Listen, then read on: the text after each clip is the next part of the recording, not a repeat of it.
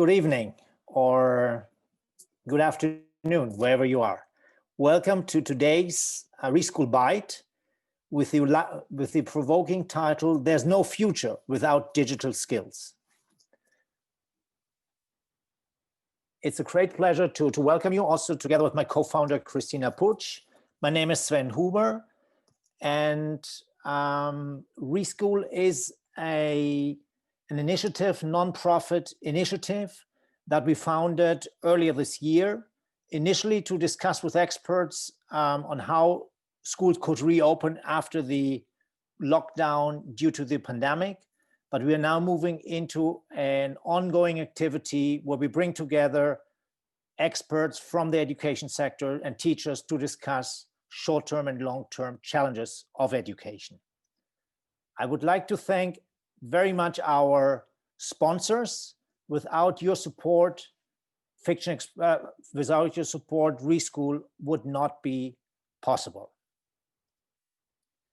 If you don't know RE.SCHOOL, please visit our website, re.school. There you will find a lot of information about the events we have been doing in the last months and also the upcoming events. We do monthly events called the RE.SCHOOL Bites and organize once a year a two-day event, the RE.SCHOOL Forum in June. We also have our online Idea Lab where we co-create solutions for current problems and challenges in the education space. Please share your thoughts during the event today in social media using the hashtag #RethinkingSchools, Facebook, Twitter, and LinkedIn. So this brings us right to today's event. Let's have a look at a short video as introduction.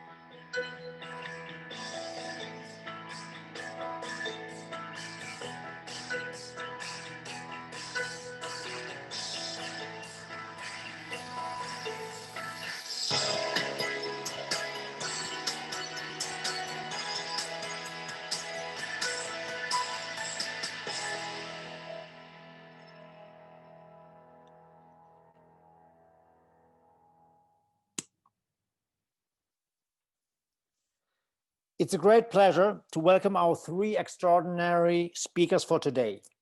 I'm sure that your experience and insights will lead to a very interesting discussion for our audience. Richard Carranza is Chancellor at the New York City Department of Education. He manages the city's public school system with over 1.1 million students in over 1,800 schools. During his nearly 30 years in education, Richard has served in many different roles in New York, Texas, San Francisco, Las Vegas, and Arizona. With a deep knowledge of the US education system, Richard believes that a great education changes lives. We look forward to learning from you about the US perspective on the use of technology in schools. It's great having you with us, Richard. Welcome.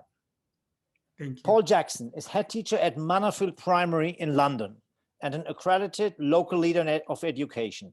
Paul, a regular speaker at conferences, is passionate about creative education and ensuring that all children have the very best creative and inspiring learning experiences. Let's see how we can use creativity to teach our children 21st century skills. Welcome, Paul. Hannah Margrett is head of English at St. Paul's Schools in Barcelona, Spain, and advocate for literature in the English language classroom. Hannah was part of the team which brought iPads into the St. Paul's classroom, one of the first schools in Spain to do so. We are very interested in learning which role technology can play to improve learning outcomes. Thanks for joining us, Hannah. Thanks, Finn. Before we get started, I would like to ask the teachers in the audience to answer this short questionnaire we are just popping up on the screen. It's just 2 questions, 30 seconds, but it gives us a good feeling on where we stand at the beginning of the conversation.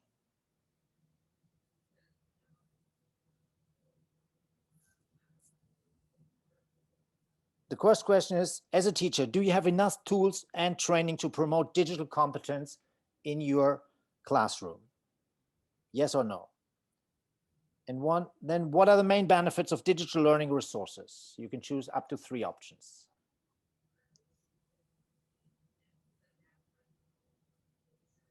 Ten more seconds, and then we close.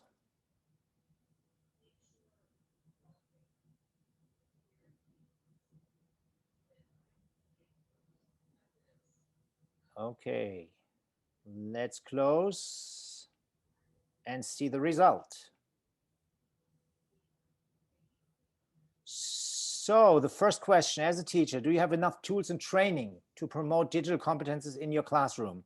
Very much split up, 50-50 almost. 40 ideas, 52 no. And then the advantages of technology in learning, 54% more student engagement, followed by 48% more personalization and more effective learning. So these are the top 3, and then tracking. So these are the elements I'm sure we will talk about in the conversation. Okay, let's get started. I would like to remember the audience that you can submit your questions to our panelists during the event. We will collect them, and at the end we will have around 15 minutes reserved for your questions. Please use the Q&A tab, not the chat, to submit your questions.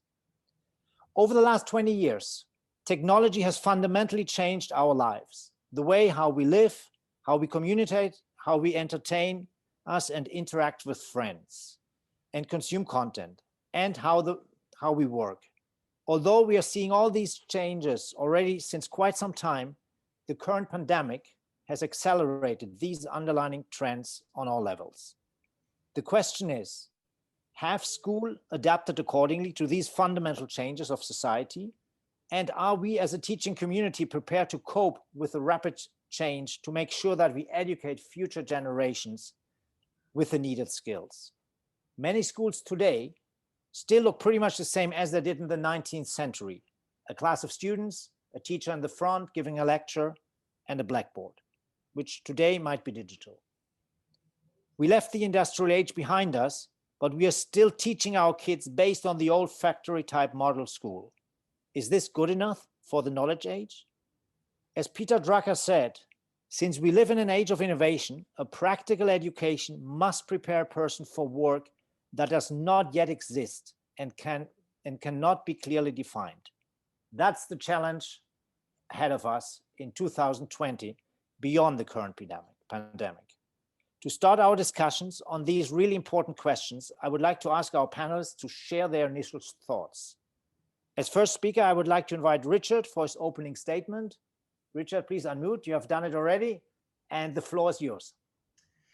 Thank you, Sven. And I just want to say thank you to you and Christina for the invitation to be here. And it's an honor to be on this panel with Paul and with Hannah. I'm really excited to hear what they're going to share as well.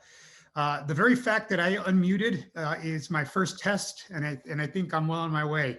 But all kidding aside, I love what you said about 20 years, how technology has really transformed all of our lives over these past 20 years.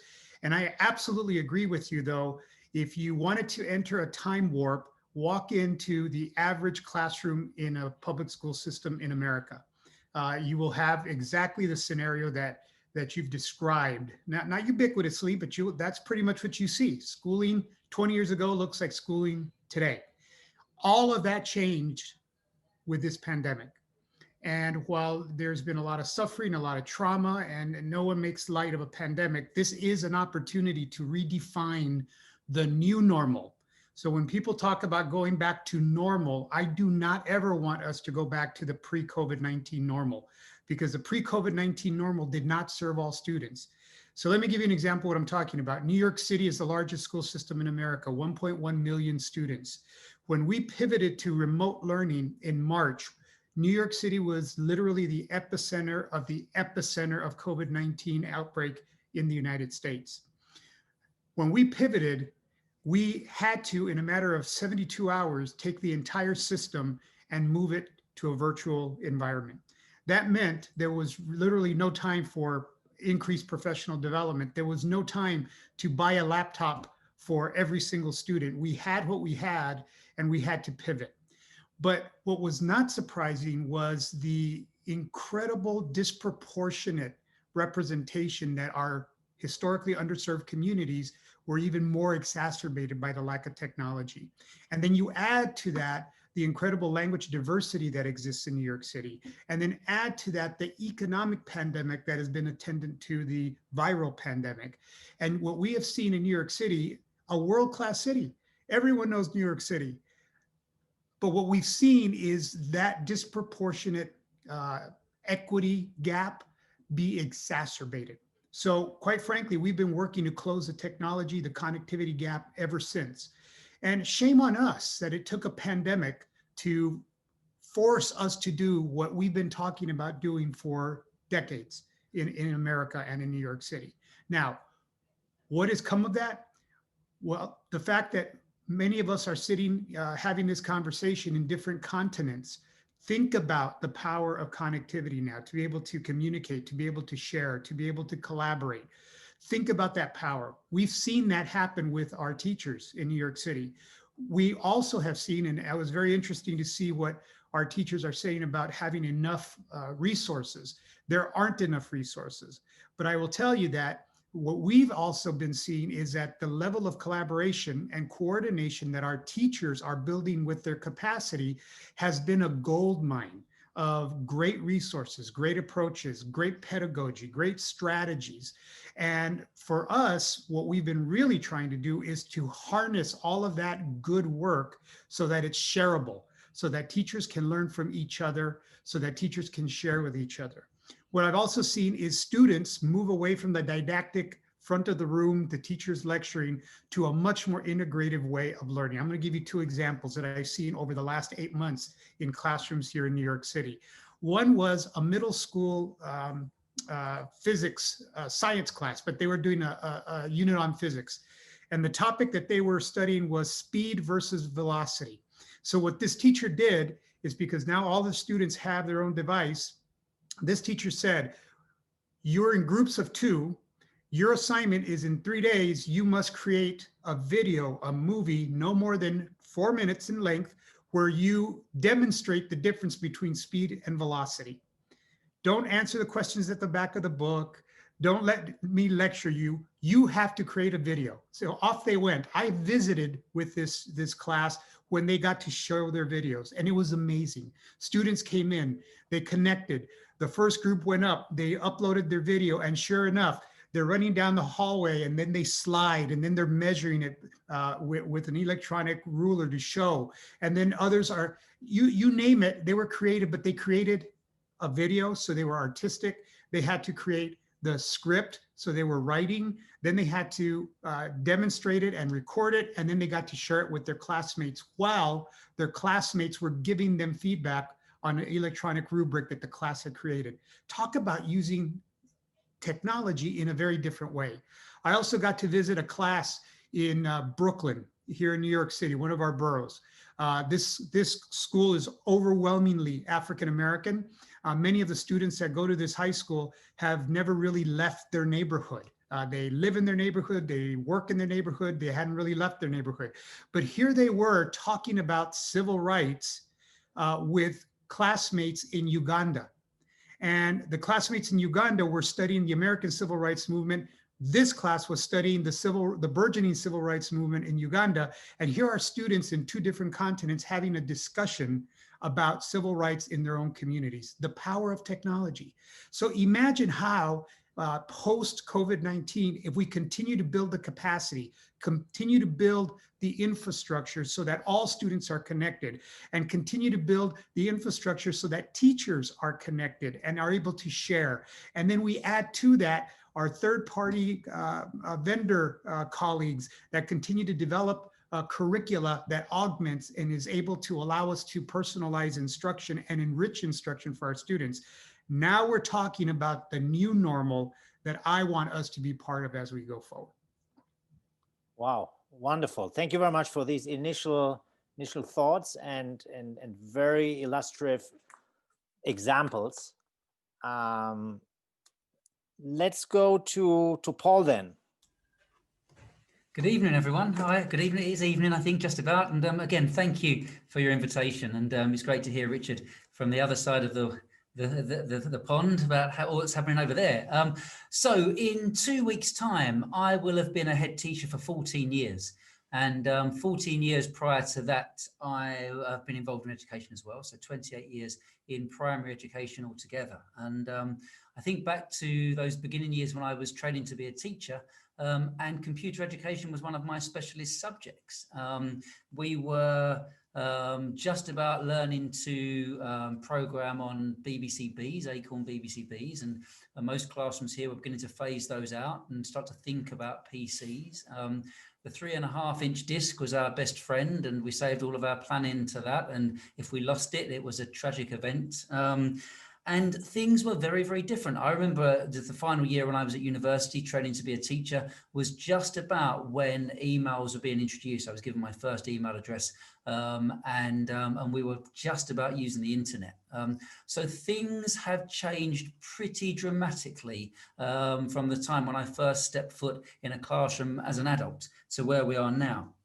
It got me thinking about how things have developed, and it got me thinking about the individuals who have developed those things. And I thought, well, actually, the first class that I taught, the first class I taught as a newly qualified teacher would now be, they'll be around about, well, they'll be late 20s in ages. And some of them, and I'm in touch with one of them, but some of them without a doubt will be programmers, they'll be working in financial institutions, they'll hopefully be teachers, there'll be a whole range of professions using a vast range of digital skills. Now, we didn't teach them those at school, and it's made me reflect on how have they thrived in a world that, again, we didn't know existed 20 years ago. How are they thriving now? And therefore, how do we make sure the children we're working with now thrive in another 20 years' time? And it chimes with exactly what Sven was saying earlier from that quote, and Richard repeated it as well. Creating children's skills and abilities for a world we just don't know exists. I wrote an article a few years back called Tomorrow's World Today, and that's exactly what we're trying to do. We're trying to teach children for tomorrow's world and today. Another example of that, I've got a good friend who is a game designer for Sony on the PlayStation. And again, he's similar age to me. When we were at school, he wouldn't have been designing, wouldn't have been coding. He wouldn't have been designing computer games in a technical way, but he probably would have been a creative individual. He would have been designing his own games in his own way, and he would have been really thinking through that process. So what do we need to teach in schools, I guess, kind of to enable that? And I know we're going to talk about this throughout some of the evening. It got me thinking, well, what do we use technology for here at Manorfield at the moment? And Manorfield, similar to a lot of Richard's schools, is in an area of really high deprivation, one of the most deprived boroughs in the country here in the UK. Our school is in Tower Hamlets, and in Tower Hamlets, the school that I'm head teacher of is one of the most deprived parts of that local authority. So some children who face some real barriers. So we've got to make sure that the learning is interactive. We've got to make sure that the learning is engaging, and we've got to make sure the learning is rich and the children get good outcomes. Technology is all around us.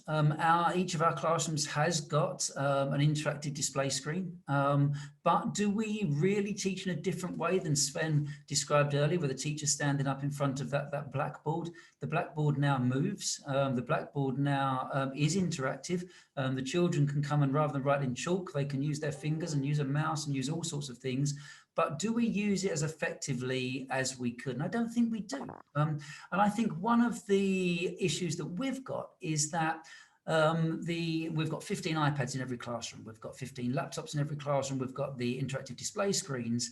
But I think too often we sometimes overuse that technology and we use it as the default go-to thing, when in actual fact, we should be seeing them as a resource to support teaching that might not always be the best resource to use. I thought of some examples in this. I was trying to kind of think with some of the children about the way that we use technology. For example, if we're teaching children about fractions, and traditionally, if that was me in my class, I might have bought a cake. I might have cut the cake in half. I probably wouldn't have let the children eat half of it, but maybe I'd have gone to quarters or eighths and talked to the children about what that looked like. I'm seeing teachers use technology, have a picture of a cake and cutting the cake digitally. Now, in my mind, that's not the best use of technology. And that's an example where doing the practical activity would be far better than using a digital display screen.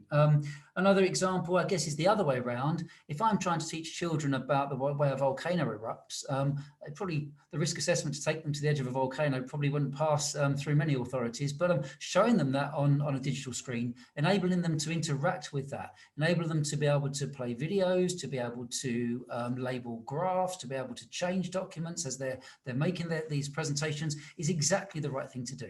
So I think, one, we've got to make sure that we get the balance right, that we use technology to enhance and enrich teaching, but we use it as alongside other resources, and we make sure that children have got practical opportunities to be creative individuals. And also, I think that thinking back to those children that I spoke about, what skills did we give them to make sure they could be good computer programmers, they could be good users of digital technology in the future, when their future exists now. But what do we give to our children now in the future? And I thought, well, actually, we should be teaching children really good resilience skills. We should be teaching children to be creative thinkers. We should be teaching children to be problem solvers, to have good verbal and written communication, and to be curious, to have real curiosity. And if we can teach children those skills, then I think they become more effective in using digital technology, whatever it looks like in the future. So my, I guess, provocation is, do we need to be surrounded by more digital technology to make children better technologists, if that's the word, in the future? I hope that gives people a little bit of thought and to just kind of set things up for this evening. Perfect. Thank you very much, Paul. Hannah, the floor is yours. Thanks, Sven. Good evening, everyone. Hope everyone can hear me okay. Thanks, Paul. Thanks, Richard. So interesting what you said. And a lot of it has links in with what I want to say as well. First of all, Sven, Christina, thanks so much for inviting me. I feel very privileged to be here. I'm just a regular teacher teaching in a regular classroom, day in, day out. So I don't know if I have really any more authority than anyone else who's joining us, but I'm certainly happy to share my experiences. I think it's amazing, first of all, Sven, this whole entire session proves something about technology. There are people here from Honduras, there are people from Norway, Mexico, Colombia, El Salvador. We've got Richard obviously in New York. I'm in just outside Barcelona right now. Paul's obviously in the UK. So we're already, the fact that we're already here talking proves Richard's point a little bit about how sharing between colleagues is one of our best kind of points of contact when we're talking about anything to do with education, really. So I'll just give you an idea of where I teach. My school is what's called a concertada school. It's a school which is partly government funded and partly funded by a private foundation. So it's a little kind of a bit like a grammar school kind of idea if we were in the UK. And we were one of the first schools in Spain to introduce tablets into the classroom. Our management had a very clear vision that that was the way education was going to go. And they were brave enough to take that step and to invest in technology in a major way in our school. But if I go back 12 years, which is when I started, 12 years ago, we were still using chalk in some of our classrooms. Registers were taken by hand. When we had an evaluation meeting, we passed a big piece of paper around the room and teachers wrote their marks on the piece of paper. And when we did introduce the iPads in 2013, it was like a bit like having kind of a fierce dog in the corner of the room. Nobody was quite sure what to do with it, and everyone was worried about getting bitten. So for the first couple of years, it was, you know, it was a challenge. It was a challenge for all the teachers. I remember I had an iPad monitor in my classroom who'd collect all the iPads and put them on my table when we weren't using them, because I was worried they were going to be a distraction. And then obviously as the technology developed, and it developed very fast, apps were introduced like Classroom that allows the teacher to block all the iPads in the room. It lets the teacher decide which sites the students can visit at any one time. It can take students just to that one site. And I think now, I don't know about other teachers, but I feel very comfortable having that technology in the room, having two kids on their iPads. I'm not worried all the time. I don't necessarily have to stand at the back of the room to keep an eye on them. It's like anything, once the novelty wore off, it became easier to deal with it. I think if you ask people 12 years ago when I started at St. Paul's, if you'd ask teachers, is teaching a job you can do from home? Everyone would have said no, myself included. You ask teachers now, 12 years later, is teaching a job you can do from home? Not only will you say yes, but you'll say yes because you've done it. Obviously, in the, you know, when the pandemic hit, that's what we had to do. And like Richard said, that's what we had to do from one day to the next. I mean, you know, in a 48-hour period, that's what teachers had to learn how to do. So I think the pandemic has brought this question of technology to the forefront, because that's what helped us teach our students during lockdown. But actually, I think it's got us to a place, or it's accelerated progress that we would have made anyway in terms of technology in our classrooms. And I'm kind of with you, Paul. I think that it's important for us to look at technology as a tool or a resource, as you said. It's a tool to help us impart our knowledge. But I'm very much a believer that a good teacher is a good teacher, and you can be a good teacher with a pen and a piece of paper. You can be a good teacher with your iPad. I mean, I don't think it determines, or it makes the distinction between, you know, good and bad teaching. So I just wanted to look at two ways that I use technology in the classroom, or the two things that I particularly value about technology in the classroom. The one of the things that I really like about it is that it's, and I think this came up in the poll results, Sven, it allows you to diversify. So you can create so much more variety in your classes. You don't have to be that one person at the front of the room lecturing. And the second thing that I love about it is that it makes learning so much more personal and personalized and personalizable, that's the word. So I think that also came up in the poll results. So I'm just going to focus on those two things in this introduction.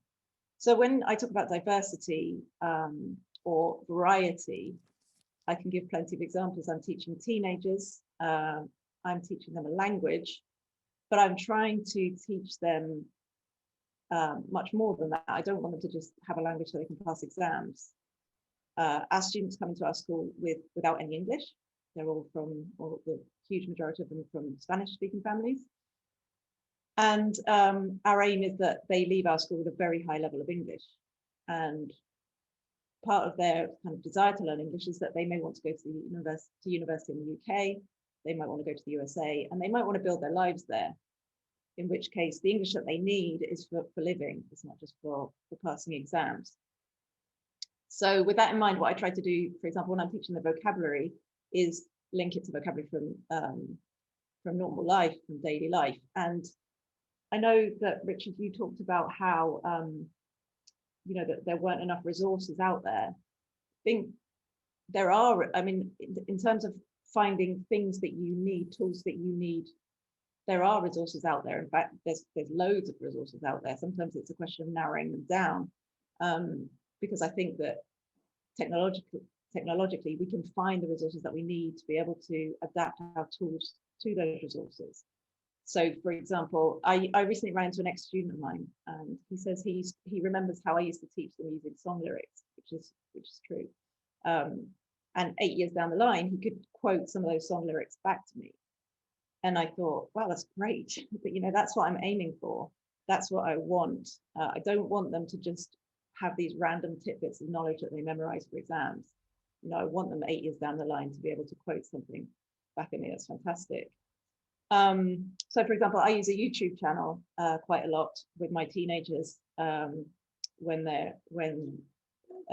and it's called As Easy as Pie, and it's where someone extremely brilliant has found some specific English vocabulary in TV series and series like Modern Family, 2.5 Men, Friends, and they just put these clips where this vocabulary is up on their channel, and it's just absolutely brilliant, because if you're a visual learner and you don't learn well by writing notes, then it's a totally different way to try and get that vocabulary and the understanding of those words into your head. Yeah, I agree with that person who's just said there's too many resources. It's true, Pat, there probably are too many resources. But if you find the ones you like I love that channel. So I go to that channel, and if I'm looking for specific vocabulary, I stick to that channel. And I think that's, otherwise you just waste so much time looking through the internet. And my kids love it. I mean, they love like seeing all that vocabulary on Friends and on 2.5 Men. And if they like it, they're more likely to want to do it. And that for me is huge. It's the same with the tools in the classroom. If I say to them, right, kids, today you only need a pen and a piece of paper, they're okay. If I say to them, right, kids, today you only need your iPads, they're happier, because it's a tool they really like using. And so they're more likely to get something out of the class, I think. So that was about kind of diversity, variety in the classroom. The second point I mentioned was personalizing the learning. All our learners have different needs. Right now in our school, we're in a situation where we can't mix our groups. So we haven't got any levels anymore in our classrooms. We used to stream our learners.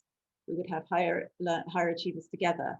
This year we can't do that. We've got everyone in their separate bubbles. And so I may have somebody who's quite low ability or who maybe has dyslexia in a room with somebody who's very high achieving. So what does that technology allow me to do? What it allows me to do is construct individual learning patterns within one classroom. We use a platform called Shobi, which hopefully lots of you know or you've used. And it's an incredible place where kids can upload their work. You can mark it for them, leave voice notes for them, comments for them. You can send it back to them. The feedback is unique to them. It's personal, it's quick to do, it's easy. And you can put extra work there for the fast finishers. You can put links to websites they can use while they're waiting. You can create a quiz on a linked platform that they can do. You can send them personalized, sorry, it's called Shobi, Catalina. And it's, you can create quizzes on another platform called Socrative, send them personalized PDFs with their results. I mean, it just gives you such a variety of tools, and there's so many possibilities to cater to individual needs. It also provides data for how each individual student is progressing, which I think is one of the key things with technology as well. So just to finish up, what I wanted to say was, I don't think it's about us teaching them how to use the technology, because certainly in my classrooms, my kids already know how to use the technology, and they're better at it in a lot of cases than I am. It's about getting them to use the technology to achieve the learning objectives that we've set for them. So a lot of times talking about that 19th century classroom, the teacher at the front, you can have a totally flipped classroom where you're asking your kids to teach you something. I think, Richard, that's what you saw in your experience when you went into those classrooms in New York. We ran a vocabulary video competition over Easter, and it was totally online because we were all under very strict lockdown at that point. So my department made a video to introduce the competition, the rules, what the kids had to do. The kids had to make their video. They had to choose from a long word list. They had to choose one word that they wanted to depict. They could do it any way they wanted. The video could only last 15 seconds, and it had to define the word. So the videos that they created were incredible. And I mean, I've got them in my head now, the ones that they created. And what they showed me was that technology allows all students to use that part of their creativity, their imagination, that is innate in them. And now when I'm thinking of some of the winning videos, for example, illusion was one, deterrent was one, nirvana was one. When I think of those words, I think of the videos that my kids made for the competition.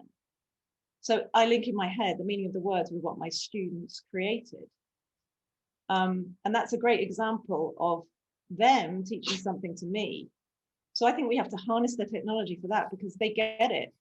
The kids get it. They know that it's part of their future. So we should let them take the lead a lot of times. We should ask them to push themselves and push the boundaries of that knowledge in order to create something which fits in with what you want them to do. Wonderful. Thank you very much for those initial thoughts. Richard, in the knowledge age, where most jobs or most routine jobs in the future will be automated and maybe done by machines or robots, the wealth and competitiveness of countries is completely dependent on having a well-educated workforce.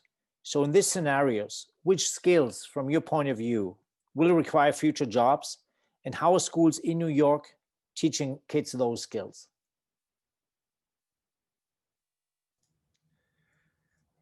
Great question. I think a couple of thoughts. We in New York have really worked to institute a model called P-Tech.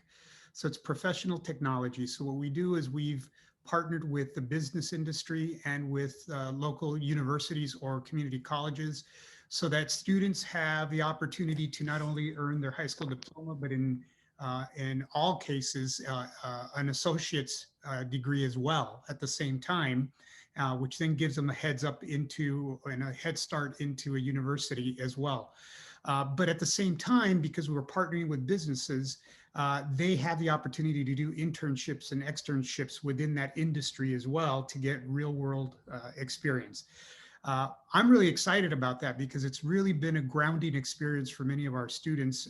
And obviously it's academic, but it's also been a workforce development strategy as well. That being said, I think that unquestionably, from my perspective, one of the critical components that students must have is the ability to critically think and analyze information that they either have coming at them or that they are seeking. I will, I think in the United States, I think it's pretty well known that we've had a pretty challenging 4 years just recently, and there's been an election, and the term fake news has been popularized in the nomenclature here in the United States. But what does that really mean? So for our students to truly be able to take in information, critically look at that information, triangulate what they're reading, what they're listening to, and then make a decision based on what are facts is an incredibly important skill that I think we need to make sure our students have. That being said, and I love what Hannah said about, we don't necessarily teach children technology. They know a lot. But what I do think we have a role in is helping to shape how they seek out technology, where they seek out information using that technology, and then how they use that information to either make life choices or professional choices or other choices. The third thing that I would add is that in the future, students that become professionals will in essence be paid to think and to create and to be creative rather than to assemble or to work with their hands. That'll be less of the job market in the future. So the ability for our students to be able to think creatively and critically and then be able to articulate that in multiple languages, I think is a critical part of what we should be really, really building for students' skill sets as we think about educating them right now for tomorrow. Wonderful. Paul, following on that, in the past, the role of primary schools basically was to teach basic skills like reading, writing, some basic maths. And while those skills are probably still fundamentals, the fundamental basis for learning, how has primary education adopted to this new reality, to these new skills that are needed that Richard just mentioned? So I think sadly that certainly in our UK system, the things that we are measured on are reading, writing and maths. Those are the outcomes that we're judged on, and therefore they dominate the curriculum without any element of a doubt. And while schools will try to fight that, there's definitely an overemphasis on reading, writing and maths without any element of doubt. But I think that what we've got to remember, certainly here in the UK, and I think it applies elsewhere, is that while there's a national curriculum that states what we should be teaching in our schools, what the schools need to be delivering is the school's curriculum, and the national curriculum is just part of that. And every school is different, even if it's in the same country, in the same city, even in the same district, then schools are very different. And we need to choose what's best for our school communities. We need to decide the subject matter, how we teach it, how we deliver it, and to make sure that we're meeting the needs of our children right here, right now. And that could change year on year, to be honest. So our teachers need to be able to be responsive, to be dynamic. We have a term called assessment for learning, which basically means constantly ongoing assessment, but not by writing down tests, by making sure that we're looking at how children are learning, we're adapting our future teaching to address that. That's where we can use some great technologies, actually. Kind of some things, certainly some of the programs that we use that manage to adapt themselves as children respond and create the content that the child requires because of missing learning gaps. And we need to adapt what we're doing. Now, here at Manorfield, we've looked at our curriculum strongly. We've got a strong gardening program, a strong cooking program. We teach a lot of art. Art is in the national curriculum. The other two areas aren't. We feel that those approaches are the right approaches to address some of the areas that Richard was talking about. We've got a strong program here called Philosophy for Children. And Philosophy for Children promotes the 4 C's, which are creative thinking, collaborative thinking. I'm going to struggle to remember the other 2, aren't I? Creative, collaborative, and I'll come back to the other because I've written them down. So I'll come back to the thing. But all of the areas: critical thinking, creative thinking, collaborative thinking. They're 3 of them, and those areas are exactly what Richard was talking about. And I think that schools want to move forwards, but the restriction around what we report on, I think, is holding a lot of schools back, sadly. Wonderful. Hannah, based on your experience with iPads, how can technology and digital learning resources help you to teach 21st century competencies? Great question.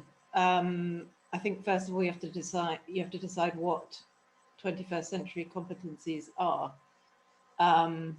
But if I was going to choose a few of the things I think fall into that category, for example, Richard's already talked about critical thinking, but also something like collaboration, creative thinking, global citizenship. I can give you an example of how we are working on all of those things right now. At St. Paul's, we have a very successful exchange program with various schools in the United States and Canada. This year, obviously, that's on hold. We can't travel and we can't host any foreign kids at our school. So what we've done is we've set up a global classroom project with one of the schools in the United States. It's a school near Atlanta, Georgia. So Richard, a bit like the program you were mentioning with Uganda and New York, our teachers are in touch with the teachers in the Atlanta school. And we've got 2 global classroom projects underway at the moment. One is a design project run by the art teachers in both our Barcelona schools, of course, and our partner school. And the other one is a sustainable housing project run by this kind of science departments in both schools. So we have kids from our school in Barcelona in constant communication with their classmates in Atlanta, designing things together and then giving each other feedback, peer assessment, collaborating, learning about different ways of doing things in their partner school. And so I mean, obviously we would not be able to do that if we didn't have the technology in the classroom that allowed those kids to connect with each other. And I think it's a great way while things are on hold and we have to do everything like this via Zoom. It's a great way for our kids to look outwards into the rest of the world and share the skills with other kids their age in different places. So that's just one example. I mean, I think if we're doing this evening as educators, we should encourage our kids to be doing this with other kids their age in different places. It makes sense to share knowledge in this way. Yeah. Richard, digging a little bit deeper into the advantages of technology in the classroom. From your experience, what are those advantages in terms of the teaching learning process? How can technology support better learning outcomes? Because this is what we're ultimately looking for, right? Yes. So I just want to be really clear that in my humble opinion, you can never replace a well-trained, caring teacher with technology. But that well-trained, caring teacher can certainly utilize technology to help personalize what students are learning. So when you think about public schools in the United States, obviously during the pandemic, the class sizes have become very, very small. Thank goodness. They should have been that way from the beginning. But another benefit of the new normal post-COVID-19 is we see the power of having smaller class sizes. Now think about the range of learning that is presented in that classroom. So now imagine the classroom where that well-trained, caring teacher has tools and resources to be able to personalize what each student needs in that classroom. So students that have to accelerate to be able to not only get to grade level, but move on beyond grade level, you have some tools now that you can help personalize instruction for that student. Think about the student that's already accelerated. How do you continue to enrich what they're doing and help them move further ahead while the teacher is able then to facilitate the learning for everyone in this classroom? I think that's a really appropriate use of technology. Hannah and I have both, and Paul has even mentioned these classroom situations where students are working with students outside of their country on projects. I think those are also good examples of how technology can actually shrink the world. And from my humble experience, I think that the more students know about other students and other cultures, that the better it is for everyone, because you see that the differences are relatively slight and the commonalities amongst and between students across the world are much greater. And I think that's a real positive use of technology to be able to do those types of learning activities. In this world, is the role of the teacher changing? And is the role of the students changing? Because we mentioned already the different examples, right? Peer-to-peer learning, that students even teach as part of the learning process, something to the teacher and so on. So what is happening to the role of a teacher in that sense? Yeah, good question. I'm not sure that the role of the teacher is changing fundamentally, or the role of the student. You know, if we ask what a student comes to school for and what a teacher's there for, I think our answer would be the same as if you'd asked the same question, 50 years ago. We're just talking about different methods and different technology, or obviously an advance in technology, and so a greater opportunity to vary how you impart your knowledge. But the kids come to school to learn, and the teachers are there to teach. And maybe it sounds really obvious, but I don't think that necessarily has changed. But having said that, obviously I did refer to before, we have an opportunity with the technology to get our kids in a position where they can teach us. We can flip that classroom and they can show us how skilled they are with the use of technology. And I think teachers have to be open-minded and ready for that, and these tools are only going to work in our classrooms if our teachers are given the right level of training and are encouraged to use them. But I think it's a golden opportunity with the level of technology that we have now. It's a golden opportunity to make teaching and learning better than it's ever been. So hopefully we won't, hopefully we won't miss out on it.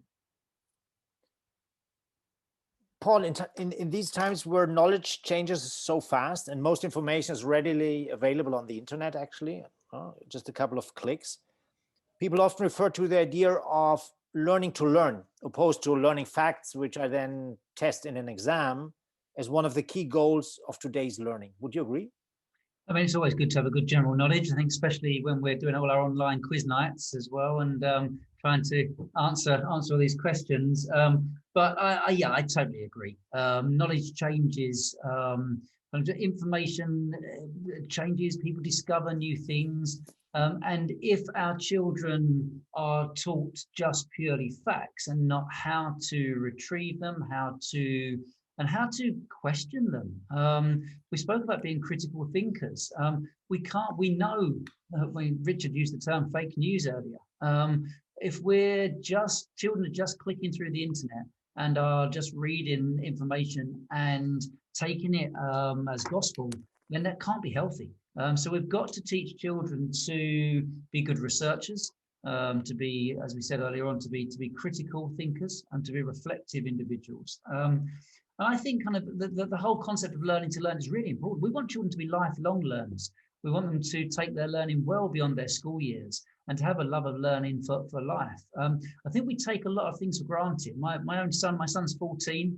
He's got an assessment week next week, and his school have sent him home and said, right, you need to revise for next week. Well, actually, he doesn't really know what revise means. Or if he knows what revise means, he doesn't know what revision techniques are.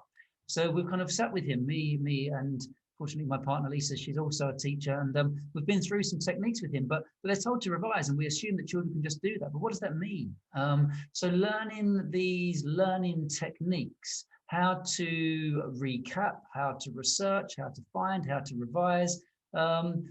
There's too much information out there to hold in our heads, but knowing where to look for it, I think, is key.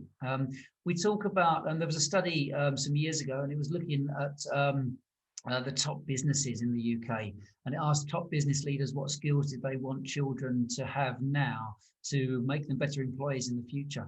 And I think kind of being a great leader isn't about holding all of the knowledge, holding all the skills ourselves, but knowing how to delegate, how to know where to find the answers and how to bring a team together. I think are great skills. So all of those techniques, I think, Hannah, you were talking earlier on about the way the classroom works now. It isn't just a teacher standing at the front and talking at children. We want peer-to-peer teaching. We want children teaching each other. We want them teaching us techniques. Well, all of those are transferable skills into the work world. And I think all of that just leads to a child being more resilient and to be a better individual. And yet we need to teach them those strategies, Sven. So it looks like your son has really an unfair advantage opposed to his peer group. He wouldn't say that. He never. He should think about along those lines.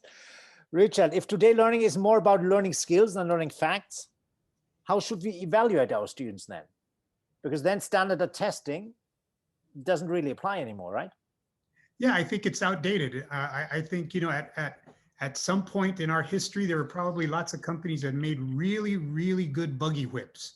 And with the invention of the engine and the steam engine, and then now the gas propelled engine, now battery powered engines, probably not as much of a need for really, really ubiquitous buggy whip makers, right? But think about many of the techniques that we use in classrooms. They've been around for a very long time. So as the knowledge base adapts, we need to adapt our pedagogy, and I love what Paul said. Look, we all are held accountable to metrics that really, from an educational perspective, don't make a lot of sense. So I will tell you that in New York City, where when we pivoted to remote learning, what I like to remind people is that since March,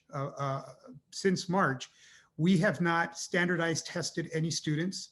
We have said to students, what's important is that you master the body of knowledge that we want you to master.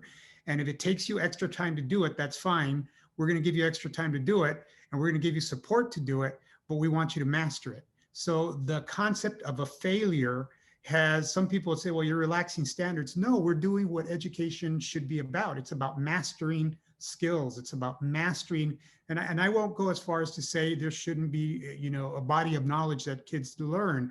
What I'm saying is that it's one thing to know your facts, but then how do you use those facts?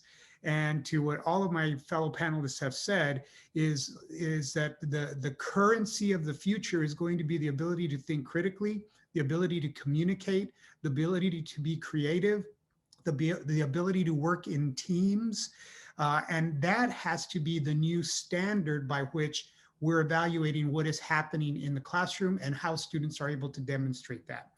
Now, as an administrator, I've probably hired thousands of people in various roles over my career, my 32 years as an educator.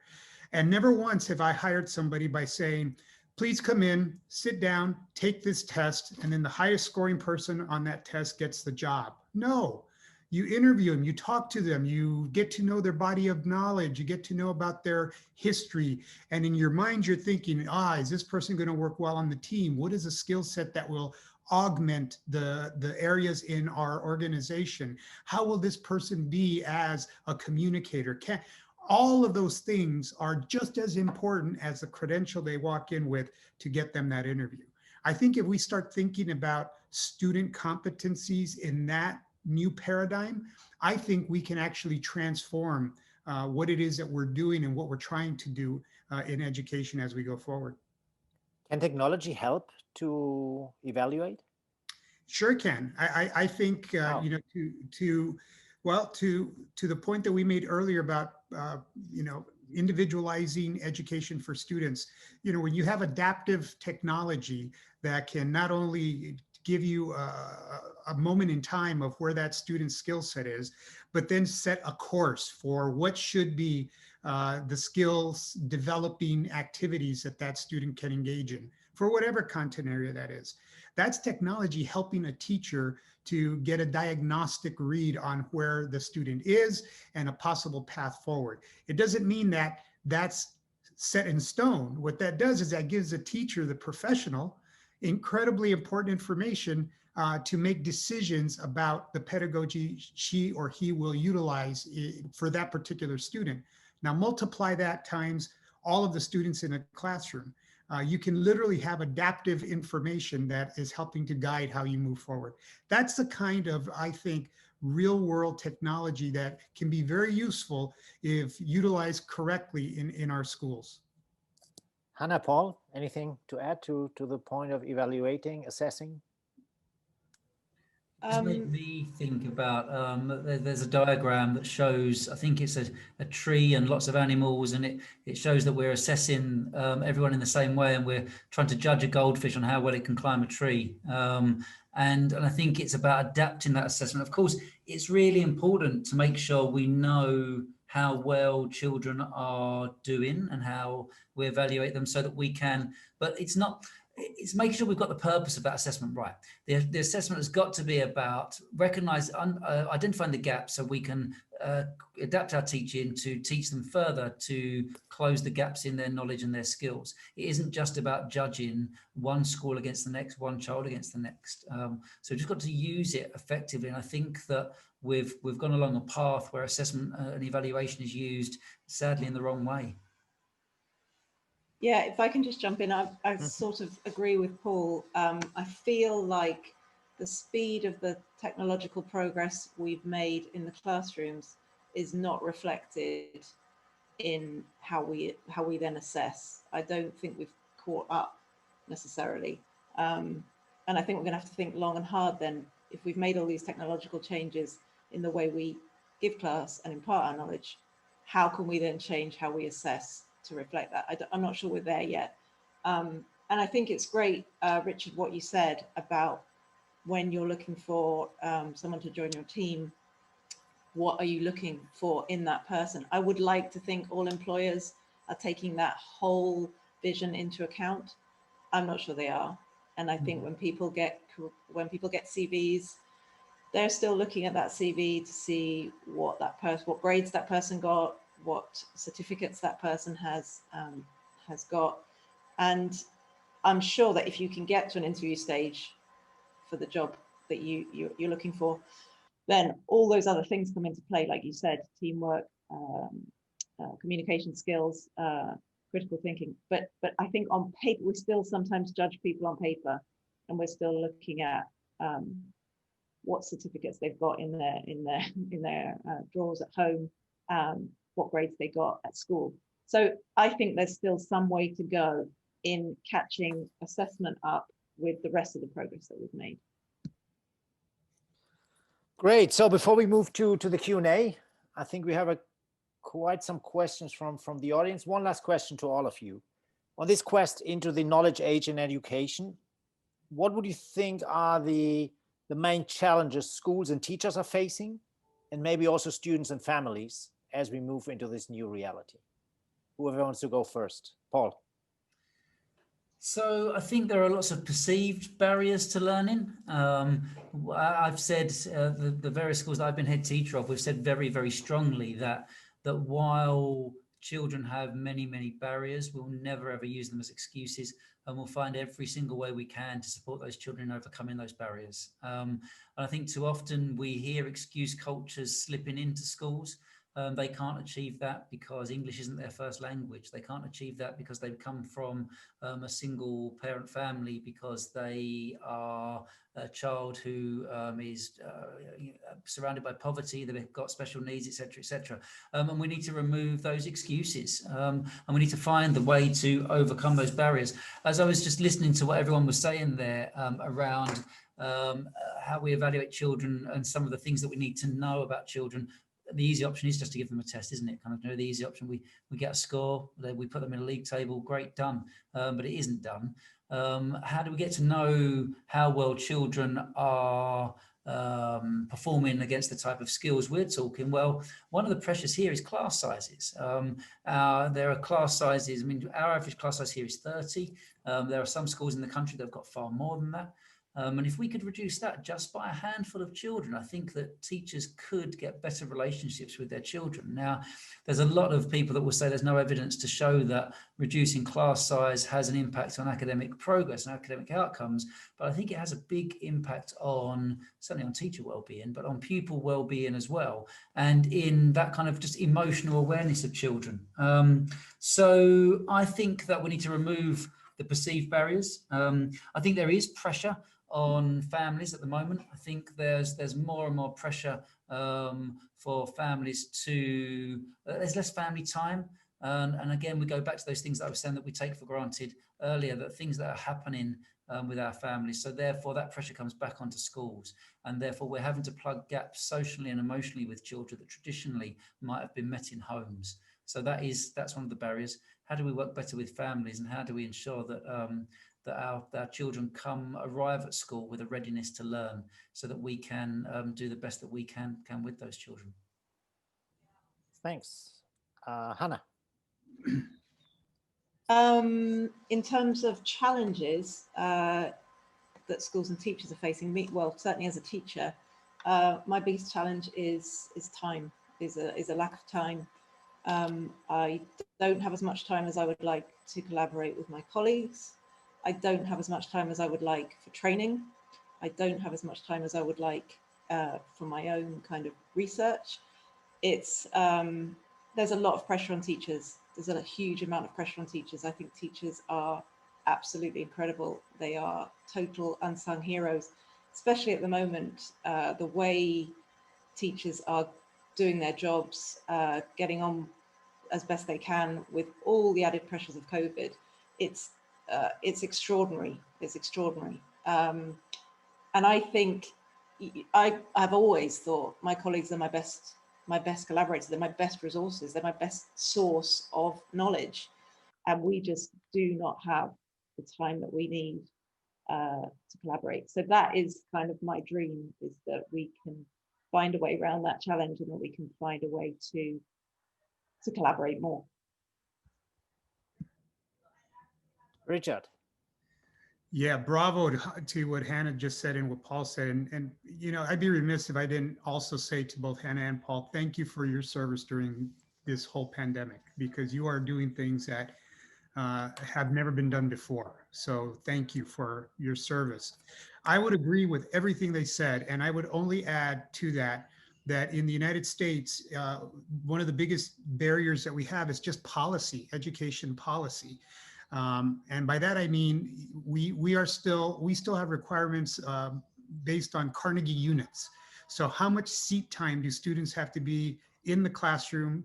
How many minutes a day do they have to be in school in order to earn the credit? That goes completely against everything we know around pedagogy and what instruction looks like. And if you're talking about continuous assessment for mastery, then that flies in the face of that as well. Yet it's codified as policy. And if you don't follow the policy, you don't get the funding. If you don't get the funding, you can't run your school.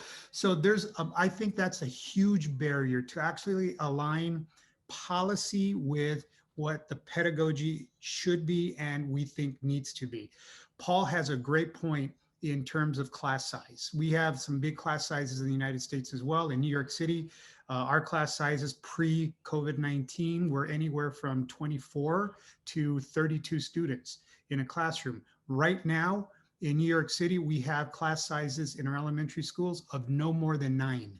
Why? Because we have to have social distancing. So we have to have 6 feet between all students and everybody in that classroom. So you can't have more than 9 students in those classrooms. So it's incredible. It's like a private school education in a public school building. Why does it take a pandemic to do that? But I think it's a barrier because it's a funding issue. It becomes a funding issue, it becomes a building issue, all of those things, and I get it. And the third thing that I would mention in terms of a barrier is even in a world-class city like New York City, the connectivity, the literal being able to connect to the internet and every student being able to connect to the internet is not ubiquitous in New York City. So until we have, I think, a federal push from the national government that says we will do to the connectivity what we did back during the Great Depression, where we did public works and we built bridges and we built train lines and we built streets and highways. We're going to build the internet highway across America and make sure that everyone is connected. I think until we do that, you're going to continue to have these deserts of connectivity. And we know that that's absolutely critical now for everyone, not only students, not only teachers. I mean, think about teachers that are working from home. They're in essence subsidizing education because they're using their internet, right? But what about the teacher that doesn't have the internet? So I think this is now not only an equity issue, it's really an educational issue. And there needs to be some real leadership, I think, from policymakers, local, state, and federal. Thank you very much to all of you, and welcome, Christina. I'll hand over to you for the Q&A. Thank you, Sven. Good evening to everybody. Good afternoon, Richard, for you. Okay, the first question is for Paul.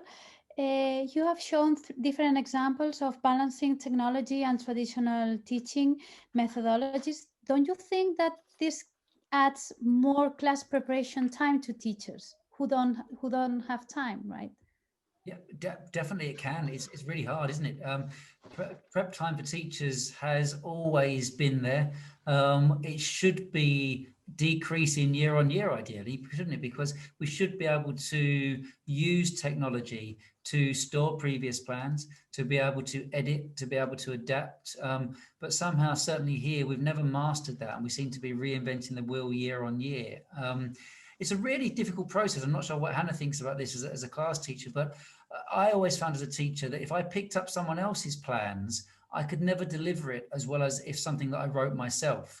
And so therefore we do go back to the drawing board and we start again. We adapt other people's ideas, but I agree it's a real challenge. And that's why I think we've got to be creative in our solutions and in how we manage teacher workload.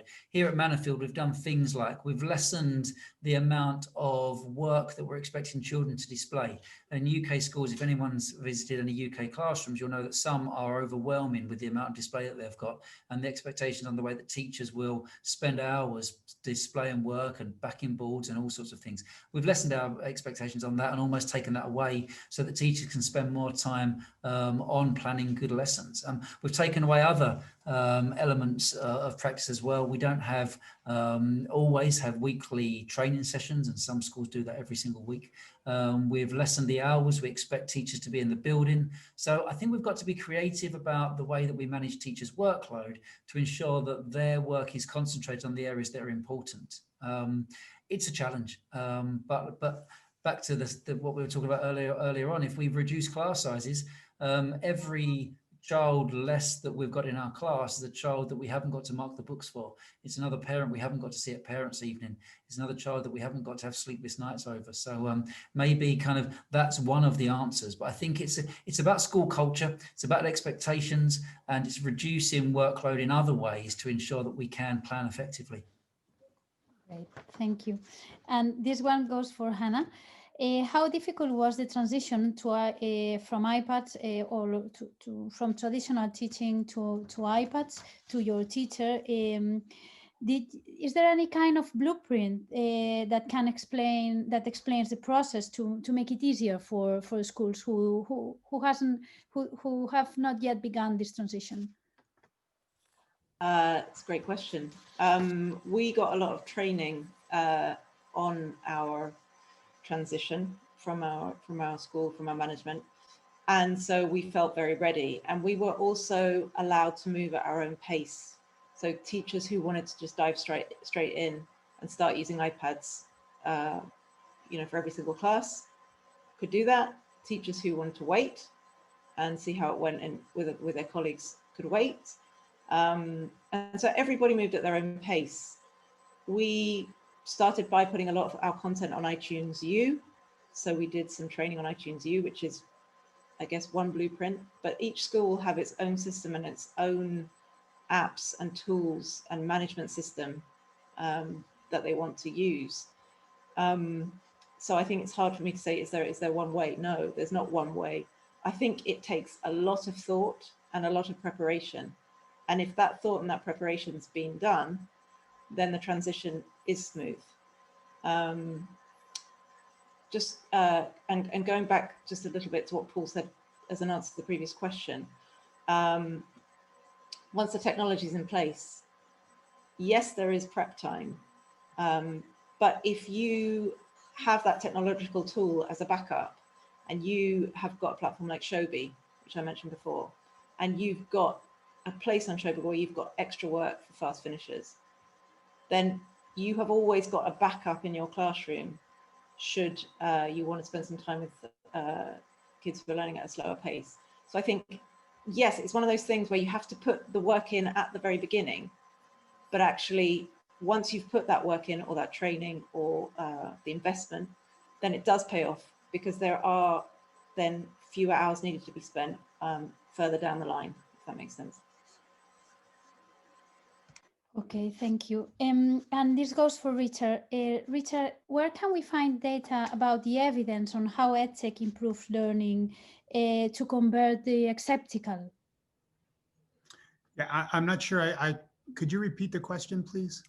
Can we find data or any paper about the evidence on how EdTech improves learning in front of traditional learning? Because there are some skeptical teachers who really don't believe that with technology they can learn better or different. Yeah, so there's been a number of articles that have been written on P-Tech. It's P-TECH.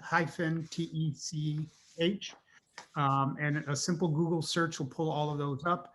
I would also point you to West Ed, which has done a number of research documents on this nexus between technology and externships, internships, and academics. And then just to be very clear, I think that technology should always be in service of great instruction. And I said that before, you'll never replace a well-trained, caring teacher with technology, but you can certainly give that teacher many more tools, many more arrows in his or her quiver to be able to meet the needs of the students in front of them. Thank you. And this goes for Paul. Can you give us some examples of web pages to teach maths in KS3 or on Key Stage 3 or 4? Key Stage 1 and 2 and early years are my area of expertise, but I know that certainly, I mean, again, well, I guess this goes kind of my own son, kind of what research have I been doing there? I don't know if anyone's ever used the Khan Academy. The Khan Academy is an resource that I've never, ever managed to embed in a school, but I would love to see that being used. And that certainly adapts to children's own ability. It can be personalized. Children can use it at home and at school. And I think it would be a great teaching resource to be able to use. So that'd be certainly one go-to place. I mean, I'm not the expert to recommend in Key Stage 3 and Key Stage 4, so I wouldn't want to pretend that I am. So I'm sorry to duck out of that question a bit. No worries, because the next one, yes, it goes for you. They ask for physical education web pages to teach. Okay. Brilliant, great. Okay, so I'll try this one as well then. So I think, I mean, to be honest, good Google searches do all sorts. During lockdown here, I don't know whether anyone else picked up on this, but Joe Wicks took over the country here really with PE and set a whole, if people don't know of Joe Wicks, he's I guess he was a minor celebrity, not so much anymore, who does a lot of work on generally adult fitness classes. But over the lockdown period, did a daily online PE lesson for children. And not only did people that were in isolation, so millions of people took this up every day. Also the children in school that we had in school, the teachers were tuning into it and they were driving that for children. So I'd look him up, the body coach on YouTube, certainly one thing to do. But there are other ways. I think there's 5 a day fitness that we use. We use that here. That again, a lot of teachers put on. But we've got, sadly, we had 5 siblings who all tested positive for COVID this week. So we've just put 180 children into isolation. And one of our sports coaches did a live online beam back to the children on a sports lesson. We had children doing all sorts of things in their front rooms and so on, and some of them without a great deal of space either. So I think making it a bit fun, adapting some things, but I would just kind of, there are some searches out there, and the go-to places, certainly for me in the UK, are always looking at some of the national associations. So we've got a PE association, the Royal Academy of Dance, other places like that, who are the accredited sports organizations who will make recommendations themselves. Great, thank you. And Hannah, what about kindergarten kids? Do you use iPads with them as well? Not very much, although obviously they don't have their own iPads, but obviously over the lockdown, they were tuning into their classes with their iPads. What I understand was done in our early years department is that a lot of the teachers made their own videos. So a lot of teachers made videos of themselves reading stories, doing dance class, playing instruments, and then the kids could kind of tune into those videos from home when it was convenient for them and for their families. So we just had in my school a year 5, no, younger than that. So we had a 5-year-olds, one class confined, and 4-year-olds, one class confined. And those kids were following their classes from home. So it can be done. It has been done. It is being done. Our children, obviously, at that age, they don't have their own iPads. But if they are in a situation where they're in lockdown, then technology is used for them to be able to follow their classes. Okay, and we had 2 questions that came several hours ago from Asia, because they are it's 2 or 3 in the morning for them, so they cannot attend the webinar. But well, there was a question and a reflection more than a question. The first one was from New Zealand. It was he was a visual arts teacher who said, how can we teach a student to hold a pencil properly through a screen? It has been very difficult for us to do so. So I don't know, Paul, Hannah, do you want to answer to this question? It's not easy. Is this about like a device on a whiteboard? Yeah, Mm, great difficulty. Our screens react when even you stand quite close to them, so it's quite an effective kind of a mastered technique. We do a raft of things. Our boards, we're really lucky. They're boards where you can use your finger on them, not just the pen. So being able to use a finger on a board is much better. So they can be driven by the finger, they can be driven by the pen, but also we sometimes, when it's a bit more intricate, we sometimes get the child to draw with a mouse on the screen that then gets displayed on the big screen. So I think it's just one of those things that over time that you have to master. But I don't know if you can, I don't know. I don't know if you can adjust the sensitivity on the boards that helps them. We're very, very lucky. One of the things that helps our online, our technological learning here is we've got a full-time IT technician on site. Now we're a big school, so we can afford that, and we're very, very lucky. And it means that anytime I have any question like that, I'm definitely not the go-to person, but I go to our IT technician, and he just seems to sort it all out. So again, not a great answer, but yeah, I would do everything I can to go back to the manufacturer and ask them their advice. Thank you. And before the last reflection, Richard, you have to go, right? So just thank you very much. I don't know if you want to say goodbye, please. Yes, thank you for the opportunity, and it was really, really informative for me to listen to Hannah and to Paul and see what's happening across the country. We're reopening our schools on Monday, so I have to jump on another call for that. But I want to thank you, and for everyone, please be safe. Take care of yourselves and each other, and thank you for this opportunity. Thanks, Richard. Good luck Thank for the you. reopening, Richard, and let's stay in touch. We will keep Wonderful fingers day. crossed for you. So the last reflection, he was a teacher from Philippines, and he said, I live in a country where natural disasters, poor connection, and limited bandwidth is the normal, is the real normal that we always had. So I really can count on very few resources. Do you know, could you advise me on some resources that can be used without connection or without a proper connection? I don't know, Hannah, if you want Yeah, I mean, what we've talked a lot about today is making videos, and you don't necessarily need a Wi-Fi connection to be able to do that.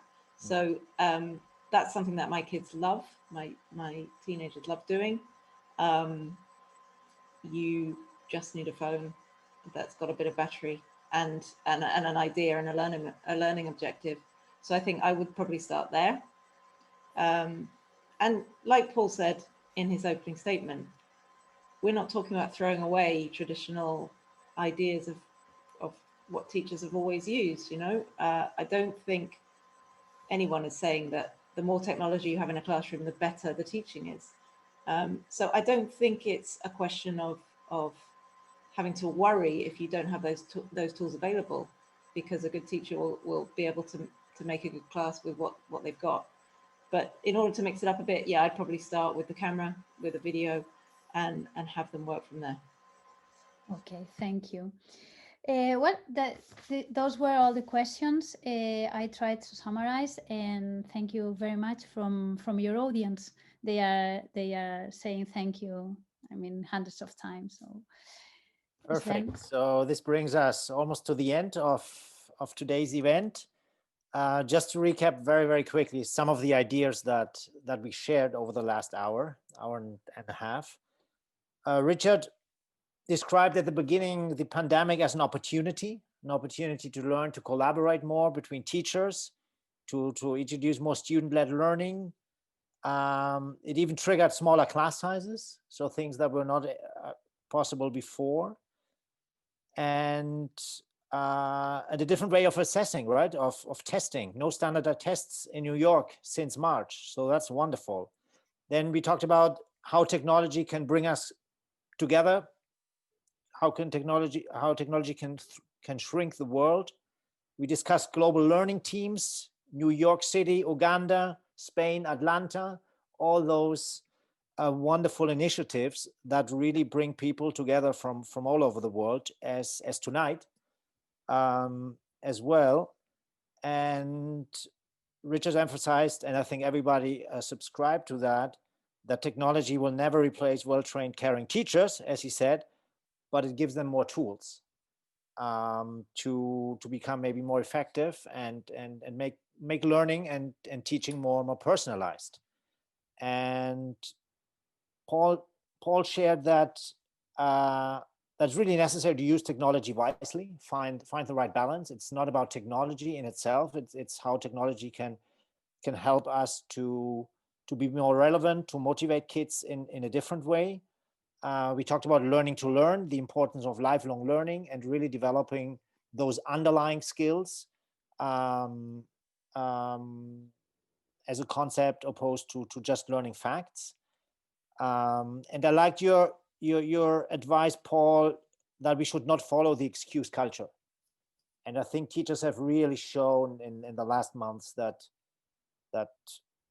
really, I would say almost everybody, right, is really doing the best and not looking for excuses, but really dealing with the situation and take things forward as good as we can, right?